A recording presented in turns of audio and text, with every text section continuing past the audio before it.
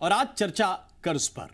कर्ज कभी भी लिया जा सकता है, कई मकसदों से लिया जा सकता है। कभी व्यापार बढ़ाने के लिए, नए काम में हाथ आजमाने के लिए, या कुछ पुराना खोया हुआ पाने के लिए। लेकिन छत्तीसगढ़ की सरकार कर्ज ले रही है अपने वादे को निभाने के लिए। किसानों को अपने वादे के मुताबिक बोनस की किश्त देने के लिए सरकार 1300 करोड़ रुपए का कर्ज और ले रही है। बीजेपी को इस कर्ज पर हर्ज है।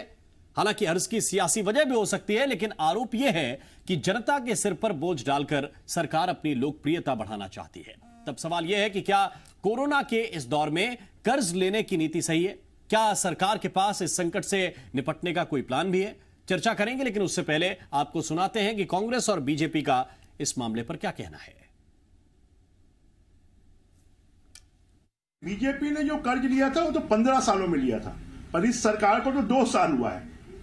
जितना कर्ज बीजेपी ने 15 सालों में लिया, उतना कर्ज इस सरकार ने 1.25 साल में ले लिया है। अगर यही स्पीड रही तो मुझे लगता है कि सरकार का जितना बजट है उसकी आधी राशि ये 5 सालों में ये सरकार कर्ज में ले लेगी। तो ये सरकार जो है पूरे छत्तीसगढ़ को कर्ज में डुबोने में लगी हुई है। अपनी सिर्फ मुंह मियां मिट्ठू बनने के लिए और अपनी सस्ती लोकप्रियता हासिल करने के लिए ये सरकार छत्तीसगढ़ को कर्ज में डुबो रही है। अगर कर्ज ले रहे हैं तो अपने खर्चे के लिए कर्ज नहीं ले रहे हैं, अपने साजो सामान के लिए कर्ज नहीं ले रहे हैं। हम जनता के लिए कर्ज ले रहे हैं और जनता को सुविधा देना चाहते हैं। राजीव गांधी न्याय योजना के तहत जो लोगों को बटना है अगला किस्त, उसके लिए ले रहे थे। तो बहुत अच्छा संकेत है कि हम अभाव रहते हुए भी लोगों को दिक्कत नहीं आने देंगे। और इस वक्त 3 खास मेहमान हमारे साथ हैं। सुशील आनंद शुक्ला हैं, प्रवक्ता हैं कांग्रेस पार्टी के। सुशील आनंद शुक्ला जी, बहुत स्वागत है आपका। श्रीचंद सुंदरानी जी हमारे साथ हैं, पूर्व विधायक हैं, भारतीय जनता पार्टी के वरिष्ठ नेता हैं। सुंदरानी जी, आपका बहुत स्वागत। और मेरे सहयोगी देवेश तिवारी इस वक्त स्टूडियो में मौजूद हैं, उनके पास भी हम चलेंगे। आपका भी स्वागत देवेश। पहले सुंदरानी जी, आपसे प्रश्न यह है कि आपकी क्या इच्छा है कि कांग्रेस पार्टी अपने वादे ना निभाए, आपको घेरने का एक और मौका मिले? कि वादा तो किया था कि न्याय होगा, लेकिन न्याय के लिए पैसे नहीं इनके पास। देखिए आदरणीय राम मोहन जी, हम कभी नहीं चाहते कि कांग्रेस अपने वादे पूरे न करे। हम चाहते हैं किसानों को भरपूर पैसा दे।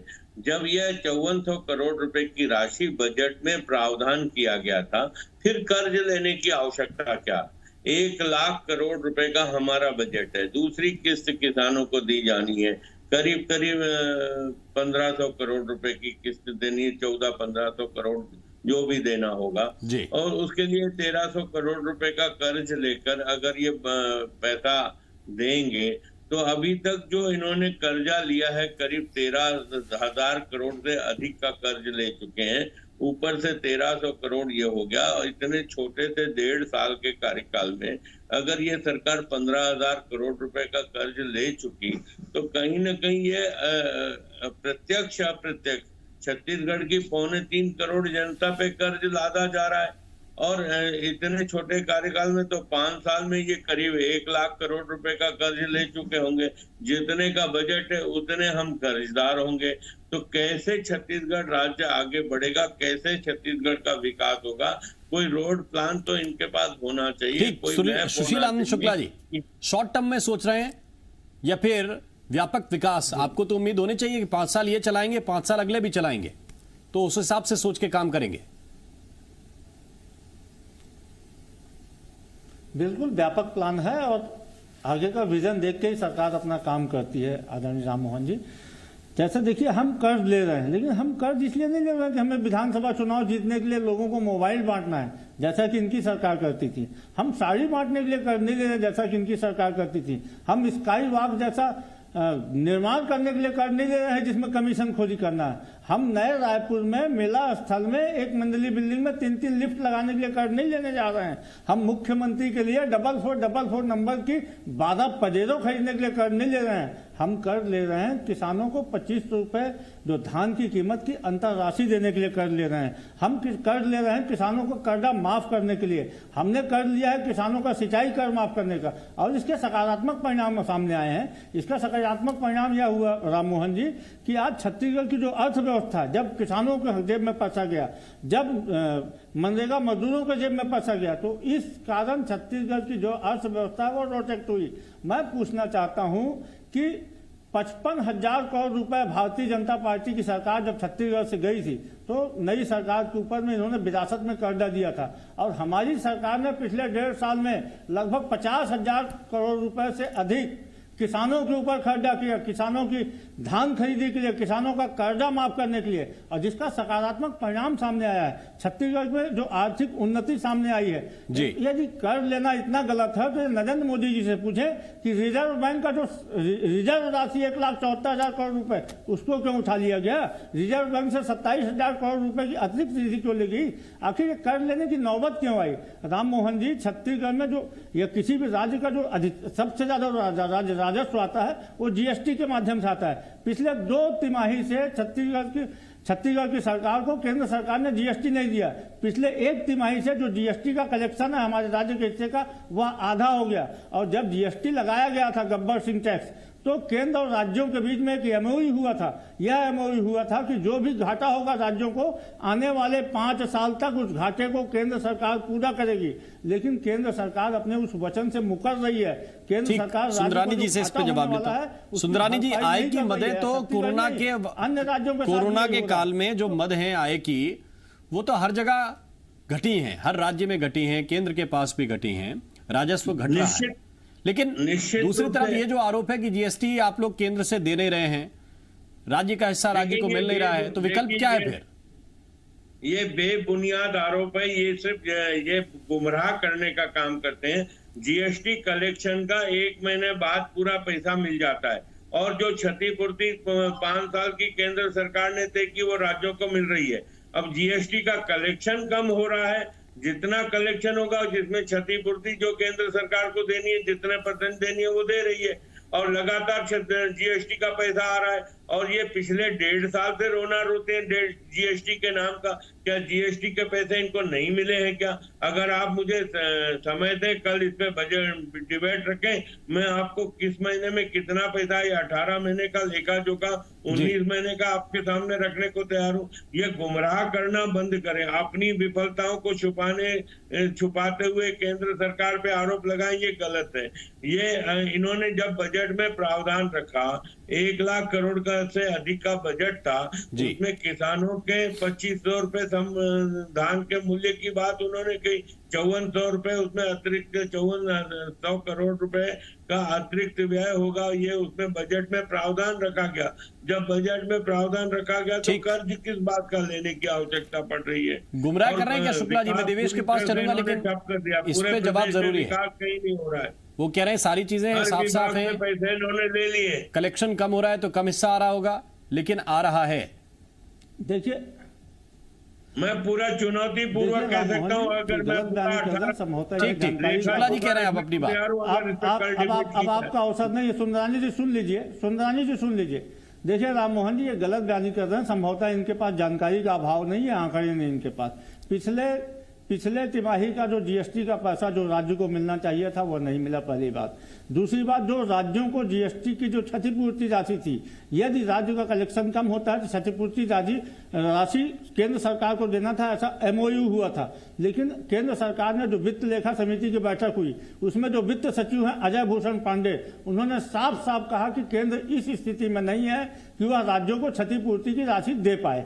यदि केंद्र सरकार, जो कि मैक्सिमम जो हमारा कलेक्शन है टैक्सेशन का, जीएसटी के माध्यम से पहले सेंट्रल गवर्नमेंट के पास जा रहा है, यदि केंद्र सरकार हमारा पैसा, जो हमारे हक का पैसा है, जो हमारे यहाँ के टैक्स का पैसा नहीं देगी, तो राज्य सरकार को अपने वायदे पूरे करने के लिए, अपनी जनता के भलाई के लिए जो योजनाएं चला रही है उसको पूरा करने के लिए कोई न कोई वैकल्पिक साधन खोजना पड़ेगा, पहली बात। दूसरी बात, हमारी लिमिट है 12,000 करोड़ रुपए पर ईयर की जी, और उसमें से अभी हमने मात्र 1,300 करोड़ रुपए का कर्जा लिया है, वो भी दूसरी तिमाही चल रही है। तो फिर ये मॉडल पहले से भी चलता आया है, बाकी के दूसरे राज्य केंद्र जरूरत पड़ने पर कर्ज लेते रहे हैं, लेकिन क्या इस वक्त ऐसी स्थिति है कि अपना वादा पूरा करने के लिए कोरोना का संकट, क्योंकि अभी लंबा चलने वाला है, मामलों की संख्या कोरोना की देखें तो देश में तकरीबन 60,000 से ज्यादा केस रोज सामने आ रहे हैं, तो ऐसी स्थिति में किसानों वाला वादा जरूरी है या कोरोना के लिए और वैकल्पिक इंतजामों पर सरकार को सोचना चाहिए?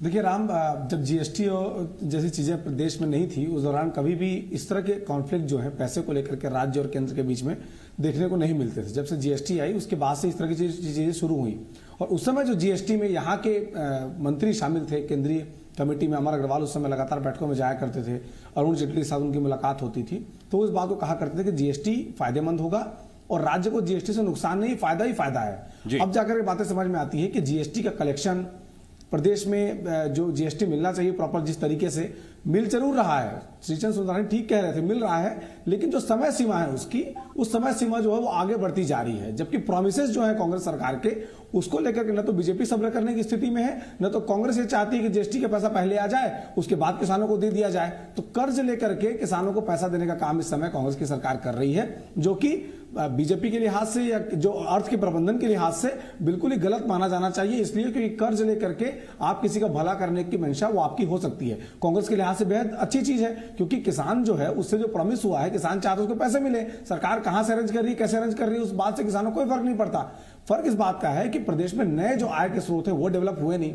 नोटबंदी के बाद, जीएसटी के बाद अर्थव्यवस्था पहले से स्लो डाउन चल रही थी, उस दौरान भी अर्थशास्त्रियों ने कहा था कि स्लो डाउन आएगा, जो धीरे धीरे आना शुरू भी हुआ था, इसे व्यापारी बेहतर समझते हैं हमारी तुलना में। लेकिन उसके बाद जब लॉकडाउन की स्थिति बनी, टैक्स कलेक्शन जीरो हो गया, प्रदेश में पेट्रोल पर टैक्स नहीं मिल पाया, गाड़ियां जो है वो थमी रही, तो इस तरह की तमाम चीजें, रजिस्ट्रियां रुकी रही, तो जो कलेक्शन है वो कम रहे, और उसी बीच में खर्च भी सरकार को करना था कोरोना से तमाम चीजों को। तो इस तरह की परिस्थितियां बननी सामान्य चीज है, और इससे पक्ष विपक्ष दोनों जूझ रहे हैं। केंद्र सरकार उधर रिजर्व बैंक से कर्जा ले रही है, छत्तीसगढ़ सरकार अपने बॉन्ड जो है वो बेचकर कर्जा ले रही है। तो इस तरह की परिस्थितियां जो है वो केंद्र और राज्य सभी सरकारों के सामने, कोई राज्य सरकार ऐसी नहीं है जो ये कह दे कि कोरोना काल में उसके पास बंपर राजस्व की प्राप्ति उसको हुई है। तो इन परिस्थितियों को देखते हुए सभी राजनीतिक दलों को इस बात का ध्यान रखना पड़ेगा कि जो प्रॉमिस है वो भी पूरे हों, आय के नए साधन डेवलप हो, और साथ ही बीमारी से लड़ने की जो लड़ाई है उसमें भी भरपूर खर्च जितनी जरूरत है उतनी हो सके। ठीक, लेकिन सुंदरानी जी, प्राथमिकता क्या है ये कई बार बहुत मायने रखता है, और कांग्रेस की सरकार ये बताने की कोशिश कर रही है कि उनकी प्राथमिकता में किसान थे और किसान ही हैं। भले ही कर्ज लेकर भी हम जाएं तो पैसा किसानों तक पहुंचना चाहिए, और उनकी दलील ये है कि ये पैसा घूमेगा, बाजार में आएगा, किसान जेब में रखकर पैसा नहीं बैठता है, वो अपनी ज़रूरतों के हिसाब से खर्च करता है, तो बाजार में आएगा तो और भी सरकार को भी फायदा होगा, प्रदेश को भी फायदा होगा। नहीं, निश्चित रूप से राम मोहन जी, सरकार की प्राथमिकताएं तय होनी चाहिए। किसान प्राथमिकता पे है, मैं इस बात का स्वागत करता हूं। किसानों को पैसा मिलना चाहिए, किसानों की आय बढ़नी चाहिए। आदरणीय प्रधानमंत्री मोदी जी का भी ये लक्ष्य है कि किसानों की लागत से दुगना मूल्य किसानों को मिलना चाहिए, और उस दिशा में केंद्र सरकार ने बड़े कदम भी उठाए, और राज्य सरकार भी अगर 2500 रुपए का मूल्य दे रही है, समर्थन मूल्य, और जो राशि देना चाहती है, लेकिन कर्ज एक माध्यम नहीं होना चाहिए पैसा बांटने का। कर्ज लेकर हम पैसा बांटें, उसके अलावा हमको अपने आय के साधन, आय के स्रोत तलाशने चाहिए। कोरोना काल से हम निश्चित रूप से एक लंबी लड़ाई लड़ रहे हैं, ये केंद्र भी लड़ रहा है, राज्य भी लड़ रहा है। मैं इस बात में कोई राजनीति नहीं करना चाहता, लेकिन राज्य सरकार को भी ऐसे साधन तैयार करने चाहिए जिससे राज्य इस पे व्यापक बात ये बताइए, रातों रात क्या हो सकता है कोई चीज, जबकि कोरोना काल है, आधी तो गाइडलाइन केंद्र की चल रही है कि ये होना चाहिए, राज्य सरकार ने अपनी गाइडलाइन। देखिए, आप देखिए, अगर हम 1.5 साल पहले के इतिहास में जाते हैं तो विकास की जो गति थी छत्तीसगढ़ में, पीडब्ल्यूडी का बजट देख लें, आप आकलन कर लेंगे, आप बजट मंगवा लीजिए कि 1.5 साल पहले पीडब्ल्यूडी में कितना साल का खर्चा होता था, आज कितना खर्चा हो रहा है। सिंचाई विभाग में कितना खर्च हो रहा था, आज कितना हो रहा है। अन्य विभागों की हम अगर बात करें, आवास पर्यावरण के क्षेत्र की बात करें, कितना खर्च होता था, आज कितना हो रहा है। पैसा गया कहाँ? अगर डॉक्टर रमन सिंह जी के रहते 15 साल में अगर यह प्रदेश विकसित प्रदेश की श्रेणी में अगर खड़ा हुआ, और पिछले 1.5 साल से शुक्ला जी पैसा गया कहाँ? में कितना खर्चा किया है, पैसा गया कहाँ, ये सवाल है। और कर्ज लेने की नौबत आ रही है वो कोरोना की वजह से, आप बता रहे। राम मोहन जी, पैसा गया आम आदमी की जेब में, पैसा गया किसानों की जेब में, पैसा गया मनरेगा मजदूरों की जेब में। ये छत्तीसगढ़ आज 34 लाख मनरेगा मजदूरों को रोजगार दे रहा है, तो कहीं ना कहीं ये बड़ी उपलब्धि है, देश में दूसरे स्थान पे हम खड़े हैं। यदि हम किसानों को 2500 रुपये प्रति क्विंटल धान खरीद रहे हैं, जो आय की बात, जो ख्वाब इन्होंने 2022 में दिखाया था, जिसमें कुछ भी काम नहीं शुरू किया, उस काम को हम यहाँ करके दिखा रहे हैं, तो पैसा किसानों की जेब में गया। यदि हम यहाँ पे आज किसानों का सिंचाई कर माफ कर रहे हैं, यदि यहाँ पे हम 32 लघु वनोपज को खरीद रहे हैं, यदि हम तेरुपत्ता संग्राहकों को 2500 का 4000 रुपए देते, तो आम आदमी की जेब में पैसा गया। और ये सीधे सीधे बादल वाला सिद्धांत है। यदि पानी सूरज के माध्यम से बादल में जाएगा, बरसेगा, तो फिर धरती उर्वरक होगी, प्रफुल्लित होगी। वही चीज है, यदि आम आदमी की जेब में पैसा जाएगा तो मार्केट में आएगा। केवल 20 सेकंड में आपसे एक आखिरी जवाब, इसमें सवाल लेकिन यह भी है कि कर्जा फ्री में नहीं मिलता है, उसका ब्याज भी देना पड़ता है, और वो सरकार की तरफ से दिया जाता है, वो भी प्रदेशवासियों का पैसा है। जी, निश्चित रूप से सरकार का प्रबंधन हमने पजेरो खरीदने के लिए, ठीक देवेश, हमने क्लोजिंग रिमार्क को भुगतना पड़ेगा। हमने मुख्यमंत्री को चलने के लिए 12 पजेरो नहीं खरीदी है, हमने इस कर्ज को अयाशी के लिए नहीं लिया है, हमने सुख सुविधा बटोरने के लिए नहीं ली है। हमने, देखिए, इनकी प्राथमिकता थी बिल्डिंग बनाना, हमारी प्राथमिकता आम आदमी को सशक्तिकरण करना। वो तो पूरा प्रदेश जानता है अयाशी कौन कर रहा है। हमारी प्राथमिकता है किसानों को मजबूत बनाना। हमारी प्राथमिकता है छत्तीसगढ़ के जो ग्रामीण आदिवासी हैं, तेंदुपत्ता संग्राहक है, उनको सशक्तिकरण देना। हमारी प्राथमिकता है वनोपज को सरकारी मूल्य में खरीदना। देवेश, आप सभी का बहुत बहुत शुक्रिया मैं करना चाहूंगा, बहुत बहुत धन्यवाद करना चाहूंगा इस चर्चा में शरीक होने के लिए। बड़ी बात यही है कि हर व्यक्ति और हर वर्ग अपने लिए राहत चाहता है, लेकिन सरकार को वित्तीय प्रबंधन पर भी ध्यान देने की आवश्यकता है। क्या कैसे किया जा सकता है, इस पर अधिकारी भी निगाह रखते हैं।